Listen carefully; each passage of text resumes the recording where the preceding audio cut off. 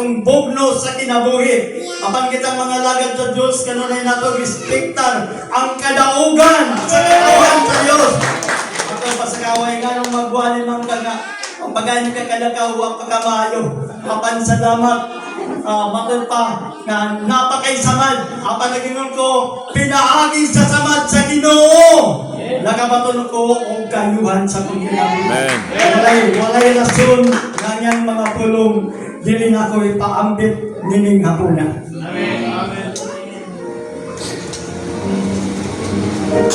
At adunay dudungog magpatalingog. Nagtuko nga matag pulong atong madunggan karon, mamahimong panalangin sa atong tagsa-tagsa ka kinabuhi. Church anniversary kani. Matol pa sa tema, together for the glory of God. We are here together for the glory of God. Nagtubo nga ikaw nagdala o pinaka-high value, pinaka-bilinhon sa imong kinabuhi aron mahimaya ang Diyos. Meaning atong church anniversary. Before ka magpadayon, doon na illustration nga yata kanino karon. Kaming church anniversary, pagkaugma, church anniversary ang Thanksgiving Day celebration. Nagliting ang upat ka mga hayop. Manok, baka, kabaw, baboy. Ang baboy mo ay presiding officer. Matod ba sa baboy? Uy, manok, anniversary ugma! Kung sa imong dadon nga makapahimaya sa Diyos. Yung ng manok, ako nagka-counterpart lang ko nga simbahan tungkol sa halin sa akong mga itlog. Ugma, anniversary, magdala ko itlog! Hello! Nabay pa nilala alang sa kaimayan sa Ginoo karon. Ngayon ang baboy, ikaw baka. Ugma, magdala ko gatas. Kaya ang mga gatas, ikan man sa baka. Ikaw babo, ikaw kabaw sa imong dadulog ma. Wa ko yung nagdala, yung pa sa kabaw. Pero, naka-counterpart na ko nga simbahan. Tanawa na ko ninyo ang kubal sa akong liog. Ako'y nagdaro sa humay nga halin aron iamot ang simbahan. Pero ugma ako gyapon ang mubalsa sa tanang dadon sa simbahan. Gamit nako ang akong kubal. Amen! Ko i-adisir na tukod kani nga simbahan. Daghang mga young people ganito balan ang ilang mga kamot sa pagpala sa pagpiko sa inakutay sa simento. Amen. So niya kamo karon aron i-offer ang butang ng makahirpaya sa Diyos pinaagi sa imong gusto. Ingon ang baboy, paminaw. Manok, gamay lang kayo ng banyo. Ngayon mong i-offer ugma. Itlog lang nimo. Ikaw, baka gamay lang yun kayo ang imong i-offer ugma sa church anniversary. Gatas lang nimo. Ikaw, kabaw, gamay lang kayo ang imong kupal. Pagkagamay anak. Ngayon yung imong i-offer ang urang kusog kahago. Pero ako, wa ba mong mahibalo? O masalas 4, tuyo ko na ko. Letson na ko! Na may letson ka ron! Tinabuhi na ko ang akong iyubar sa Ginoo para mahimaya, maday, mapasidungan ng atong Diyos! Ikaw! Kinabuhi mo ang imong iyubar karon aron malipay ang Diyos, mahimaya ang Diyos, nga bisan pa sa imong kinabuhi, imong gihatod sa simbahan, aron lamang mapasidunggan ang Diyos. Palapakan na ito ang Ginoo. Hallelujah. Di pa ito mensahe. Ang Kung na to karon pinaka-importante na kumisero ka ninyo ngano nga natukod ang simbahan. Unsay rason nga may simbahan? Unsay rason nga natukod ang simbahan? Natukod ang simbahan tungod kay may Diyos nga angay simbahon. Hallelujah! Matal pa sa basa kanina sa tingin soon sa Psalm 95 verse 6. Unsay lingon? Hallelujah! 95 verse 6. O mali kamo, simbahon nato og yugbuan ta siya. Amen. Managlon kita sa iyang atubangan. Ni Jehova nga atong magbubuhat. Kay siya mao ang atong Diyos o kita mao ang iyang katawan. Usa kini ka panawagan o hagit ngadto sa naa sa panimalay sa nagkadiin-diin nga dapit sa pag-adto sa simbahan. Kung walay simbahan, kung sa may adtuan. Hagit sa mga katawhan, maumari ka mo simbahon nato siya, yugbuan nato siya. Kay siya mao ang atong Diyos o kita mao ang iyang katawhan. Amen. Duha ka rason nga nung natukod ang simbahan. Tungod kay may Diyos. Amen. Tungod kay may tao nga may Diyos. Nagtuo ko nga kutob sa tao nga niya karon may Diyos. Amen. Kung wala kay Diyos, di ka mo rin simbahan. Apan tungod kay duna kay Diyos na kaning simbahan aron musimba sa atong buhi nga Diyos. Ikaduha, natukod kini nga simbahan tungod kay may tao sa Diyos. Amen. Hallelujah! May tao sa Diyos. Sumala sa ingingon nga ako mo ang inyong Diyos o kamo mao nga akong katawhan. Kutong sa katawhan karon nga niya karon tao sa Diyos. Amen. Sa diya nga ikaw gipanag-iya sa Diyos, may katungod ka nga musimba sa Diyos. Sa diya nga doon kay Diyos, may katungod ka sa pagsimba sa Diyos.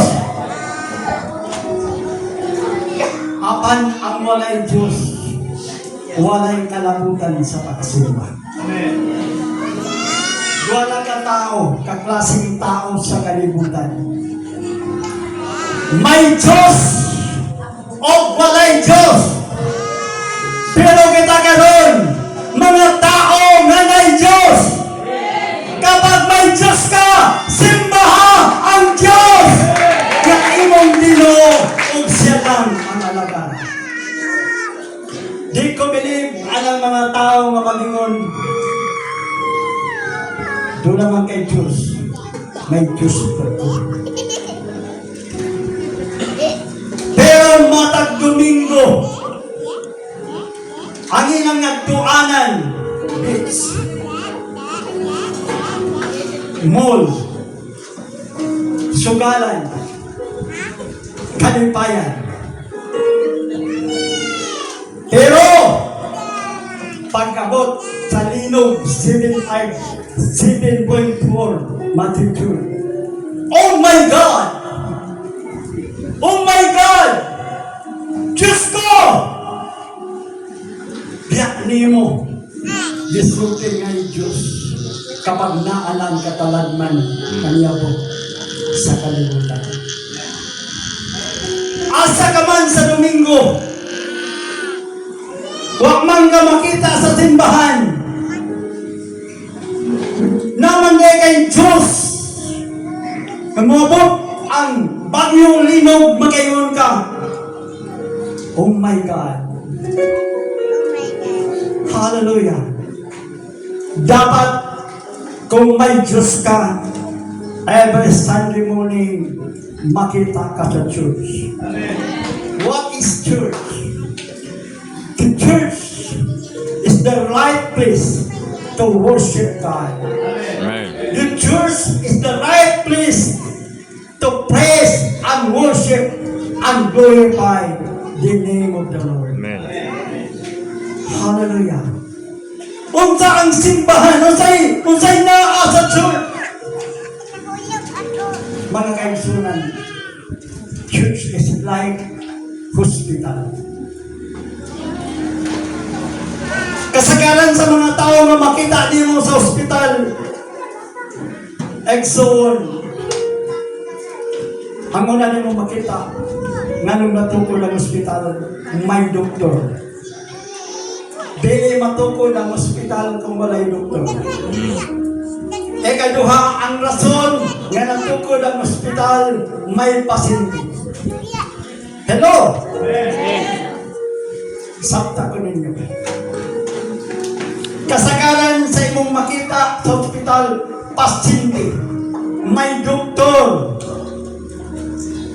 May mga doktor nga nag-opera sa kasing-kasing. Bisag asa David imong sakit. Hallelujah. Check upon sa doktor. Matod pa sa mga tao, sa mga tao, niya to sa ospital, unlan ray didala, paguli, unlan yapon ang didala, wa may nadala. Apan ilang didala, kaayuhan sa ilang mga lawas. Amen! Kaayuhan sa ilang mga lawas. Walay nibalik sa balay, niuli sa balay, nilikan sa ospital mo ang maayo. Kung wa pa ka maayo nito, di ka pagawasan sa doktor. Amen! Tumata nga makabatong ka o kayuhan, diya na ka ipagawas sa doktor. Sa ako ang makaigsunan kaduha ko, iupirahan sa tingin. Yung ako bukawas ng kudok, ayaw sa wa pa ka maayo. Pagpaayo sa usa ka mo gawas, ito man ako ang kabubuton sa doktor. Sa simbahan mo sa gyapon, ang doktor nato mo ang Ginoo. Hello. Amen. O ang katawhan mo yung mga pasyente sa Ginoo. Dili tanan ngadto sa hospital. Walay sakit. Kasagaran sa mga tao nga niyan to sa ospital, mga masakiton. Dili tanan niya rin sa simbahan, mga lasing. Kasagaran siya niya rin sa simbahan, adunay mga kaluyahon. Nga nung medyo mga simbahan, adunay kay kaluyahon. Tungod sa imong pagtuo, sadya nga mo simba ka, makadugog ka sa dahonog sa pagsimba, sa dahonog sa mga pagdaig. Diha! Matudas, mutunaw ang imong kaluyahon o pulian ka na sa Ginoo kada sekund. Amen. Pagpakanan ko Ginoo. Ang Ginoo mo atong doktor, dili tanan niya rin sa simbahan. Dasig o lingon. Niyadto ka sa simbahan ko kay duna kay kahuyang. Gusto nimo nga mlig-onon ka muli sa Ginoo. So kang tao, Exxon, wala pakyasa sa Dios. Sadya nga mo hali ka dire at duna kay kahuyang sa pagtuo. Mlig-onon ka muli sa Ginoo. Hello. Dili tanang panahon may kwarta ka. Adunay panahon may kwarta ka. Adunay panahon walang wala ka. Dili tanang panahon wa kay gipasan.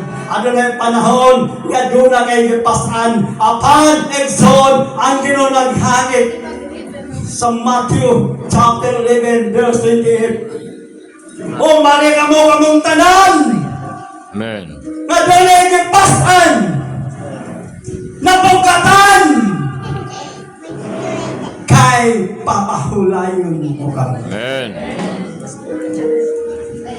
Sa atong pagtuon na sa simbahan ang presensya sa Dios, hinungdan na ata dire kanunay every Sunday morning tungod kay nagtuo ta nga mawala ang kabukat sa atong gipasan tungod sa gahom sa Ginoo. Hallelujah. Tungod ni naggutukod tagsimbahan nga mao ang alambuanan. Hallelujah. Nato ngadto sa Ginoo. Sa akong ingon nga ang simbahan sama sa hospital. Ang doktor mao ang Ginoong Hesus. Kung sa hospital nag-opera og kasing-kasing, na nag-testify nga niya ito gipirahan ang akong kasing-kasing. Pero ako nakabatulog kayuhan. Kung sa hospital na doktor opera sa kasing-kasing, sa simbahan ang atong doktor, siya mo ang doktor sa mga doktors, mga kaigsunan, makahimo siya sa pag-opera sa atong kasing-kasing. Kisay nagtuo ang Ginoo makahimo opera. Amen. Biblically, nagsuon. Exegel, chapter 18. Exegel, chapter 36, verse 26. Kuwaon ko! Matay pa, hatagan ko kamo o bagong kasing-kasing o kuwaon ko ang batuon nga kasing-kasing o bagay ng pan ko kamo ako mahimong inyong Diyos o kamo mahimong akong katawhan. Kung sabay pagtabot nimo sa gikuha nga kasing-kasing, di ba operahan? Amen.